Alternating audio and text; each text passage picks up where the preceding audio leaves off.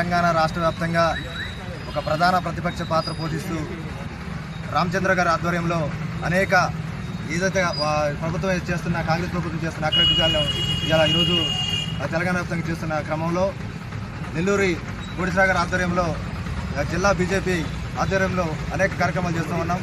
వారి యొక్క పిలుపు మేరకు ఈరోజు వైరా నియోజకవర్గంలో తల్లాడ మన జిల్లా నుంచి ఏదైతే మన ఏన్కూరు వెళ్తుందో ఆ రోడ్డు దాదాపు 2 జిల్లాలను కలుపుతున్న రోడ్డు అది. ఆ రోడ్డు మీద దాదాపు రోజు కొన్ని వేల వాహనాలు కొంత లక్షల మంది ప్రజలు ప్రయాణం చేస్తూ ఉంటారు.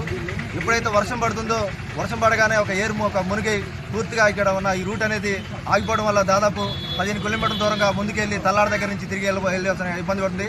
అదేవిధంగా దాదాపు ఇప్పుడు కాంగ్రెస్ గవర్నమెంట్ వచ్చి 3 సంవత్సరాలు అవుతుంది. 2వ సంవత్సరం కంప్లీట్ అయిపోతుంది, 3వ సంవత్సరం రాబోతుంది.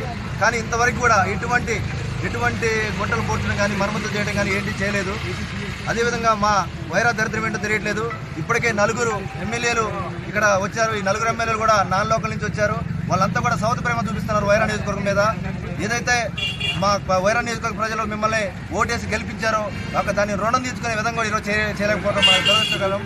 కాబట్టి రేపు ఇప్పుడు ఇక్కడ ఉన్న గుంటలను కనుక పూడ్చి మరమ్మతులు కనుక చేయకపోతే రేపు బీజేపీ ఆధ్వర్యంలో పెద్ద ఎత్తున ధర్నా చేసి ఉద్యమానికి తరలిద్దామని తెలియజేస్తున్నాం. ధన్యవాదాలు.